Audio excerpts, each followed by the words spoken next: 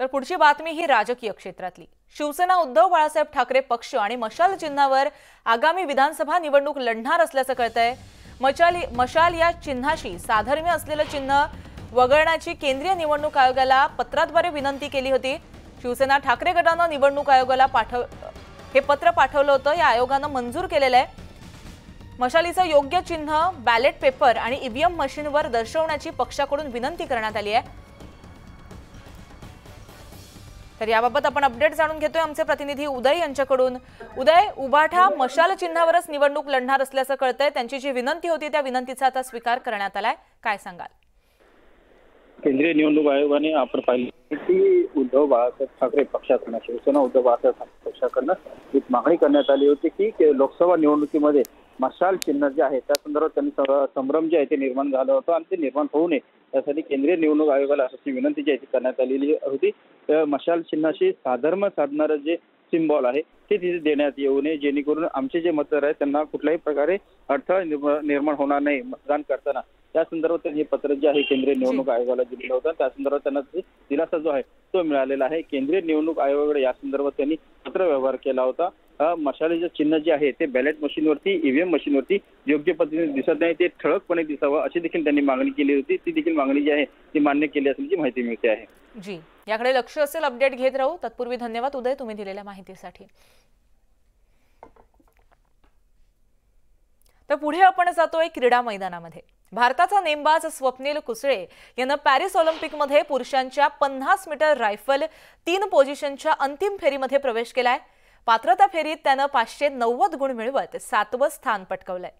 पात्रता फेरीतील अव्वल 8 नेमबाज अंतिम फेरीमध्ये पोहोचले आहेत। आज स्वप्नील पदकासाठी निशाणा लावताना दिसणार आहे। स्वप्नीलला स्पर्धेच्या अंतिम फेरीत त्याचं नेमबाजीचं कौशल्य दाखवण्याची संधी मिळाली असून या फेरीमध्ये त्यानं सर्वोत्तम कामगिरी दाखवली तर भारताच्या खात्यामध्ये आणखीन एक पदक जमा होऊ शकते। मुलगा आमचा बाहेर गेला तरी आम्ही मुलाला साथ दिली म्हणून मुला आमचा पुढे बाहेर चालला आणि त्याने प्रगती केली। सण वार त्याला काही माहिती नाही। आम्ही अपेक्षा करायची स्वप्नील तू घरी ये, तर म्हणायचा काय सुट्टी नाही मला, म्हणायचा मला करेल महत्त्वाचं आहे असा तो बोलायचा। मग आई वडिलांनी त्याला आशीर्वाद दिला, साथ दिली। पांडुरंगाच्या कृपेने तो आतापर्यंत जिंकला। स्वप्नील कुसाळेच्या कामगिरीकडे आता संपूर्ण देशाचं लक्ष लागून राहिलेलं आहे। राधानगरी तालुक्यातील त्याच्या कांबळवाडी या गावामध्ये सुद्धा याच्या व्यतिरिक्त दुसरेही काही नाही आहे, कारण इथले सगळे आता त्याच्या कामगिरीकडे लक्ष ठेवून असल्याचं पाहायला मिळतात।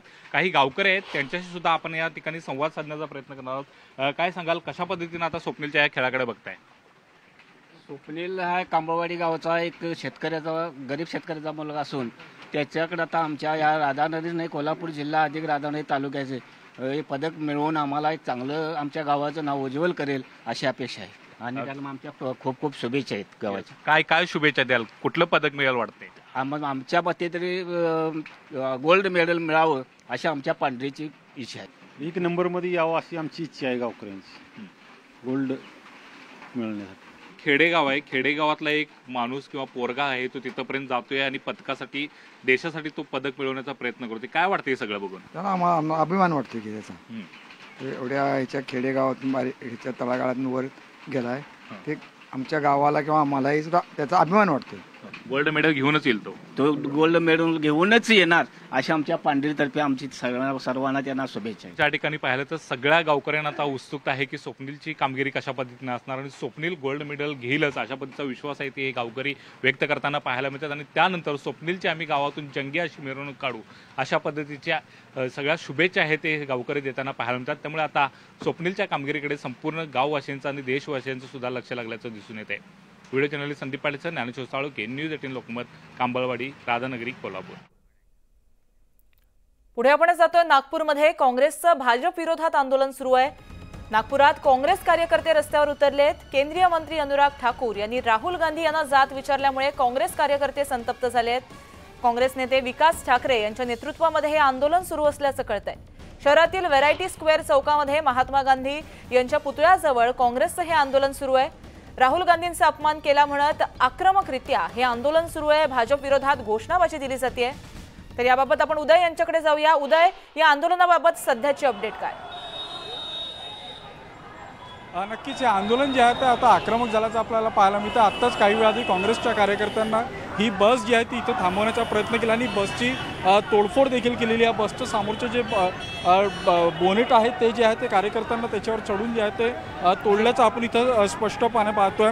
या पद्धतीनं अनुराग ठाकूर यांनी राहुल गांधी यांची जात विचारली होती, त्यानंतर जे आहे ते काँग्रेसचे कार्यकर्ते आक्रमक झाला होता। आपण पाहतोय की हीच बस आहे, याच्यावरच काँग्रेसचे कार्यकर्ते काही वेळांपूर्वी चढले होते। आता पोलिसांनी यात मध्यस्थी करून जे आहे ते या बसला मुक्त केलेला, मात्र अजूनही काँग्रेसचे कार्यकर्ते आक्रमक आहेत। त्यांनी चक्काजाम करण्याचा प्रयत्न केलेला। या भागातली वाहतूक जी आहे ती ठप्प झालेली आहे आणि जोपर्यंत मोदींकडून माफी मागितली जात नाही तोपर्यंत असंच आंदोलन करण्याचा इशारा जो आहे तो दिलेला आहे। आपण पाहतोय की मोदी सरकारचा प्रतिकात्मक पुतळा जो आहे तो काँग्रेसच्या कार्यकर्त्यांना इथं आणलेला आहे आणि हा पुतळा कार्यकर्त्यांकडून पेटविण्याचा प्रयत्न केला जातो। त्याला जोडे देखील मारले जात आहेत। कुठंतरी भाजपकडून देशात जातीयवाद पसरविला जातो आणि देशात सांप्रदायिकतेचं वातावरण निर्माण करण्याचा प्रयत्न केला जात असल्याचा आरोप जो आहे तो कार्यकर्त्यांकडून केला जातो आणि त्यामुळेच जे आहे ते अनुराग ठाकूर यांचा प्रतिकात्मक पुतळा इथं काँग्रेसच्या कार्यकर्त्यांनी आणलेला आहे आणि जोडे चपलांनी जे आहे ते त्या पुतळ्याला, प्रतिकात्मक पुतळ्याला बडविलं जात आहे। काँग्रेसचे कार्यकर्ते आक्रमक झाला। गेला अर्धा तास झाला हा या वैरायटी चौकामध्ये आंदोलन सुरू आहे आणि मोठ्या संख्येनं जे आहे ते काँग्रेसचे कार्यकर्ते या आंदोलनाच्या निमित्तानं इथं एकत्रित झाल्याचं आपल्याला पाहायला मिळतं आहे। मोदी सरकारच्या विरोधात जे आहे ते इथं जोरदार सुरुवातीला घोषणाबाजी करण्यात आली आणि आता अनुराग ठाकूर यांच्या पुतळ्याला जोडे जे आहेत ते इथं मारले जातात। नक्कीच उदय, काँग्रेस आंदोलक जे आहेत ते आक्रमक झालेले दिसतात।